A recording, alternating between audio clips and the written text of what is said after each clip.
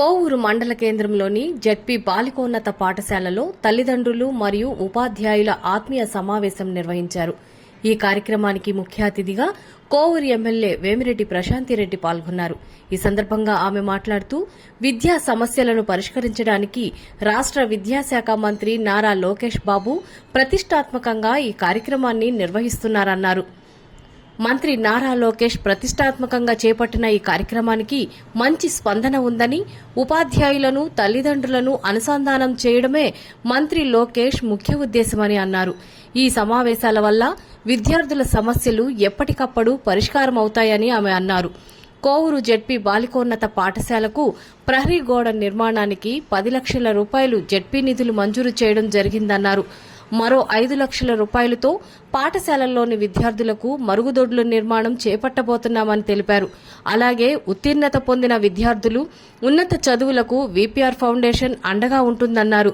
కోవూరు నియోజకవర్గంలో ఉన్న పాఠశాలల చైర్మన్లు స్కూల్ సమస్యలను తమ దృష్టికి తీసుకుని వచ్చి అభివృద్ధికి కృషి చేయాలని పిలుపునిచ్చారు. ఈ అవకాశాన్ని ప్రతి ఒక్కరూ సద్వినియోగం చేసుకోవాలని విద్యార్థుల తల్లిదండ్రులను ఆమె కోరారు.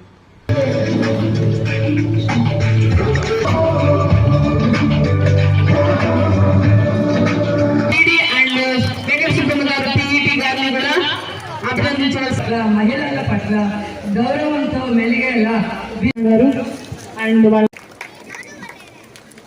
సో మీరు కూడా అట్లా క్రమం తప్పకుండా పాఠశాలకు పంపుతామని సహకరిస్తానని బడి బయట నా వంతు కృషి చేస్తానని మనస్ఫూర్తి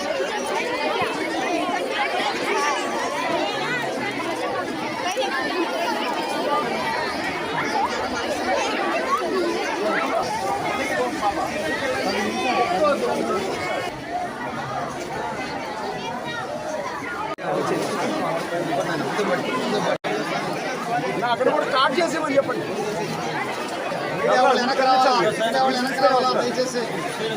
తలుచుకున్నాం. మరొక్కసారి మీ అందరు కలిసి మేడం గారికి మీ కరతాల బృందంతో గట్టిగా వినపడాలి.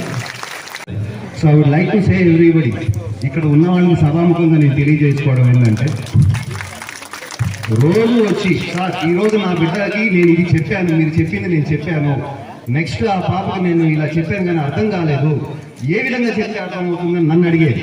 నేను ఆమెకు ట్రైనింగ్ ఇస్తే ఆమె పాపకు ట్రైనింగ్ మా ఫౌండేషన్ ద్వారా హెల్ప్ చేస్తాం. సో మీరు కూడా అట్లాగే మీ స్కూల్లో రోజు జరిగేసి వదిలేయకూడదని చెప్పి నేను ఇక్కడున్న ఈ ఉపాధ్యాయుల్ని గుర్తించేసి కోరుకుంటున్నాను. మేడం, ఈ మాదిరి మీరు ఏ క్లాస్ కా క్లాస్ ప్రతి 2 నెలలకు ఒకసారి పేరెంట్స్ టీచర్స్ మీటింగ్ కండక్ట్ చేయాలని చెప్పి మీ వాళ్ళందరినీ నేను కోరుకుంటున్నాను.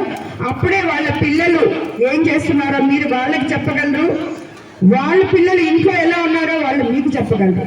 మామూలుగా నార్మల్ స్కూల్స్లో సిటీస్లో ఎవ్రీ మంత్ ఇది జరుగుతుంటుంది పేరెంట్స్ టీచర్స్ మీటింగు. మీరు ఎవ్రీ మంత్ పెట్టలేకపోయినా కనీసం 2 నెలలకు ఒకసారి పేరెంట్స్ టీచర్ మీటింగ్ తప్పకుండా కండక్ట్ చేయాలని చెప్పి నేను మిమ్మల్ని అందరినీ కోరుకుంటున్నాను ఈ సందర్భంగా. సో అదేవిధంగా ఈ స్కూల్కి నేను లాస్ట్ టైం వచ్చినప్పుడు కాంపౌండ్ వాళ్ళు చూశాను, చాలా అంతా పడిపోయి ఉందని చెప్పి పిల్లలు అడగడం జరిగింది. దానికి నిన్ననే ఒక 10 లక్షలు మన జిల్లా పరిషత్ నుంచి శాంక్షన్ అయింది. అతి తొందరలో మీకు కాంపౌండ్ వాళ్ళు కూడా కట్టించబోతున్నాం. అలాగే టాయిలెట్స్ కూడా ఒక 5 లక్షలు శాంక్షన్ చేయించాం. ఆ వర్క్ కూడా ఇమీడియట్ గా స్టార్ట్ అయిపోతున్నాం. ఈ స్కూల్లో చదివిన పూర్వ విద్యార్థులు కానీ డోనర్స్ కానీ అందరికీ కూడా నేను ధన్యవాదాలు తెలుపుకుంటూ, వీళ్ళకి మీరు చేతనైనంత సాయం చేయాలని చెప్పి, ఈ స్కూల్ బాగోగులు చూడాలని చెప్పి, ఎవరికి శక్తి ఉంటే వాళ్ళు తప్పకుండా ఈ స్కూల్కి కోవూరు నియోజకవర్గంలో ఎవరైనా సరే ముందుకు వచ్చి దాతలు హెల్ప్ చేయాలని చెప్పి కూడా మిమ్మల్ని అందరినీ ఈ సందర్భంగా కోరుకుంటున్నాను. మన కాన్స్టిట్యున్సీలో ఉన్న ప్రతి స్కూల్ కూడా ఇప్పుడు ఇక్కడే స్టార్ట్ చేసాం మేము. బుంచి మండలంలో కానీ అన్ని మండలాల్లో కూడా అన్ని స్కూల్స్ కూడా మనం రాబోయే రోజుల్లో వాళ్ళకి ఎటువంటి సాంకేతిక విధానాలు రాబోయే రోజుల్లో మనకి ఎన్నో గంటలు ఉపాధ్యాయ కమిటీలతో వాళ్ళతో లోకేష్ బాబు మీటింగ్స్ పెట్టుకొని ఎటువంటి సంస్కరణలు విద్యా వ్యవస్థలో చేయాలి అని చెప్పి ఆయన ఆలోచిస్తూ మన పిల్లలు రేపు మన భవిష్యత్తు అనేది ఆయన ఆలోచించి మీ బాగోగుల కోసం ఎన్నో ఉన్నత సంస్కరణలు తీసుకురావడానికి బాటలు వేస్తున్నారు. అవన్నీ కూడా రాబోయే రోజుల్లో, రాబోయే ఈ 5 ఏళ్లలో ప్రతి స్కూల్లో ఇంప్లిమెంట్ చేస్తాం. అదేవిధంగా ఈ స్కూలు మేడం ఇందాకే చెప్పారు 80% అని. ఇక్కడున్న పిల్లలందరినీ 10th క్లాస్ మీరు లాస్ట్ టైం నేను వచ్చినప్పుడు మీ అందరూ నన్ను వచ్చి కలిశారు, మీకేం కావాలో అడిగారు, నేను సరేనని చెప్పాను. ఇప్పుడు మిమ్మల్ని 232 స్టూడెంట్స్ని 100% పాస్ రావాలని, అందరికీ 100% మార్క్స్ రావాలని మీరు అదంతా తెచ్చి నాకు గిఫ్ట్గా వేయాలని మిమ్మల్ని అందరినీ అడుగుతున్నాను. సో పిల్లలందరూ కష్టపడి చదివి ఆ మార్క్స్ తెచ్చుకోవాలి, స్కూల్కి మంచి పేరు తీసుకురావాలి. అదేవిధంగా ఇందాక కొంతమంది చెప్పినట్టు మనకి టెక్నాలజీ ఎంతో పెరిగిపోయింది, ప్రతి ఒక్కటి మీకు అందుబాటులో ఉంది రోజు. కానీ ఆ టెక్నాలజీని చూసి మీరు పెడతోవలు పట్టద్దని, మిమ్మల్ని మీరు సంస్కరించుకోవాలని, దాంట్లో ఏదైతే మంచి ఉంటుందో అదే తీసుకోవాలని. అండ్ ఎప్పుడు కూడా ఇక్కడ అందరూ ఆడపిల్లలు ఉన్నారు, మీకు ప్రత్యేకంగా చెప్తున్నాను, ఎప్పుడు కూడా సెల్ఫ్ రెస్పెక్ట్ అనేది చాలా ఇంపార్టెంట్, సరేనా? ఎప్పుడు కూడా ఆత్మవిశ్వాసము, సెల్ఫ్ రెస్పెక్ట్ అనేది చాలా అవసరం ప్రతి ఆడపిల్లకి ఈ రోజుల్లో. మీరు ఏ పని చేస్తున్నా 10 సార్లు ఆలోచించి, ఇది మీ జీవితం, మీ భవిష్యత్తు, మీ తల్లిదండ్రులు ఈ రోజుల్లో ఏది మంచో ఏది చెడో మీరు చదువుకోవడానికి అన్నీ మీ ముందరున్నాయి, అది చూసి మీరు నేర్చుకోవాలి. కానీ ఎక్కడ పెడతో పట్టకూడదు. పట్టిన తర్వాత దాన్ని తట్టుకోలేక, ధైర్యం లేక ఎంతో మంది ఈ రోజుల్లో ఆశ లేక ఆత్మహత్యలకి పాల్పడుతున్నారు. ఇది చాలా తప్పు. ఎందుకంటే ప్రతి ఒక్కరు కూడా ఏదైనా కానీ తట్టుకునే శక్తి మనకు ఉండాలి, ధైర్యం ఉండాలి. చదువు రాకపోతే ఈ రోజు కాకపోతే రేపు వస్తుంది, బట్ చదవడం మన విధి, తప్పకుండా చదవాలి. ఈరోజు మీకు అర్థం కాకపోతే ఇంకో రోజు, ఈరోజు తక్కువ మార్క్స్ వచ్చాయని ఎవరు డిసప్పాయింట్మెంట్ అనేది ఉండకూడదు లైఫ్లో. ఎప్పుడు రేపు అనే ఒక ఆశ పిల్లల్లో ఉండాలి. దానికి తల్లిదండ్రులు ముఖ్యంగా వాళ్ళకి ప్రతిరోజు మీ స్కూల్ నుంచి వచ్చిన తర్వాత మీ సమయం కొంత వాళ్ళ కోసం కేటాయించండి. మిగతావన్నీ పక్కన పెట్టి మీ పిల్లలు ఏం చేస్తున్నారు, ఎక్కడికి వెళ్తున్నారు, మగ పిల్లలు కానీ ఆడపిల్లలు కానీ వాళ్ళు చెడు మనస్తత్వం వాళ్ళకి వచ్చింది అంటే అందులో వాళ్ళు తప్పు చేసినా తల్లి బాధ్యత 90% ఉంది, మంచి చేసినా 90% ఉంది. దానికి మన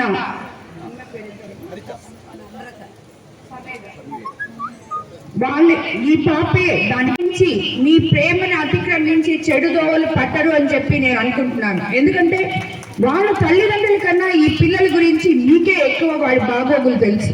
కాబట్టి మీరు ఈ స్కూల్లో ఇప్పుడు అన్న చెప్పినట్టు, అందరు చెప్పినట్టు జిల్లాలోనే ఇంతమంది ఆడపిల్లలు 900 మంది ఇంచుమించు ఒక స్కూల్లో చదువుతున్నారంటే నిజంగా చాలా గర్వకారణం మనకి. గవర్నమెంట్ స్కూల్లో అది కూడా వాళ్ళకి ఇక్కడి నుంచి చదివి వెళ్ళిన ఎంతో మంది ఓల్డ్ స్టూడెంట్స్ ఉన్నారు అని చెప్పి చెప్తున్నారు. ఇప్పుడు ఆల్రెడీ మనము ఇక్కడ చూసాము ఇద్దరిని. సో ఒక మేడం ఆర్డబ్ల్యూసీలో ఇంజనీర్ అని చెప్పారు, ఇక్కడే మన కాన్స్టిట్యున్సీలోనే. ఆమె మీకు ఆదర్శంగా నిలవాలి.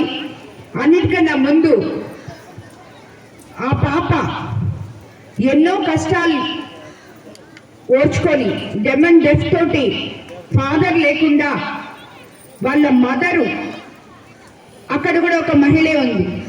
ఆమె అంత కష్టపడి ఆ పాపని 75% మార్క్స్తో ఈ స్కూల్ నుంచే తీసుకెళ్ళిందనడం నిజంగా నాకు చాలా గర్వంగా అనిపించింది.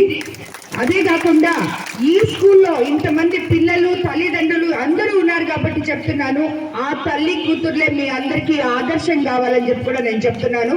వేరే ఎక్కడో మనకి ఎవరో ఇన్స్పిరేషన్ కాదు, వీళ్ళే మీకు ఇన్స్పిరేషన్. ఇక్కడ చదివి ఇక్కడ ఉద్యోగం చేస్తున్న ఈ టీచర్స్, ఇక్కడ ఇప్పుడు ఆ పాప 10th క్లాస్ చదివిందని చెప్పారు కదా, ఆ పాప, అదేవిధంగా ఇక్కడ ఎంతో మంది ఇక్కడి నుంచి ఇక్కడికి వెళ్ళిన ఆర్డబ్ల్యూసీ ఇంజనీర్ గారు, వీళ్ళందరూ కూడా మీకు ఇన్స్పిరేషన్ కావాలి. ఈరోజు గవర్నమెంట్లో మనల్ని ముందుకు తీసుకెళ్ళాలి, ప్రతి ఒక్క బిడ్డ చదువుకోవాలి అనే కోరిక మన ముఖ్యమంత్రి గారికి.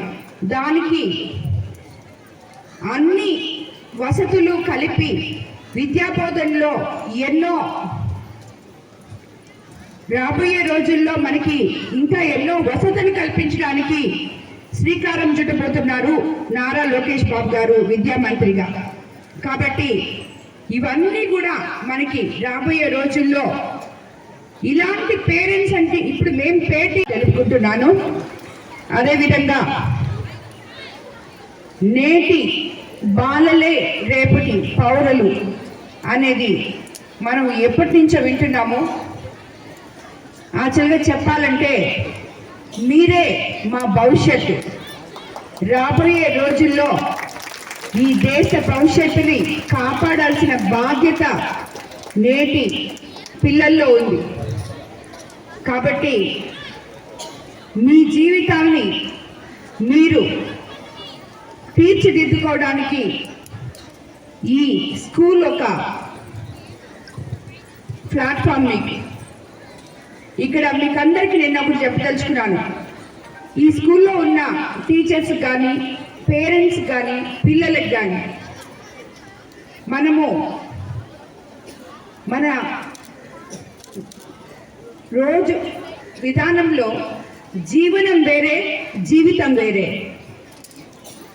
జీవనం అనేది మీరందరూ చదువుకొని మంచి మార్క్స్ తెచ్చుకొని ఉద్యోగాలు చేసి మీ లైఫ్లు మీరు ఎక్కడ కొంచెం కూడా నిరుత్సాహం లేకుండా రేపటి ఆశతో ముందుకు వెళ్ళడం జీవితం అది వేరే. ఏదైనా కానీ ఎన్ని ఆటుపోట్లు వచ్చినా ఇది భగవంతుడు మనకి ఇచ్చిన జీవితం. దాంట్లో ఆ జీవితాన్ని మనకి నిండు నూరేళ్లు తీసుకెళ్ళడానికి మనకి ధైర్యం అనేది ముఖ్యం. ఏది కోల్పోయినా ఏ బిడ్డ కానీ, ఏ తల్లిదండ్రులు కానీ, ఏ ఉపాధ్యాయులు కానీ, ఎందుకు ఉపాధ్యాయులు కూడా కలుపుతున్నారంటే ఒక బిడ్డ చదవకపోతే వీళ్ళు చదవలేదు అనే ముద్ర వాళ్ళ మీద వేయకూడదు.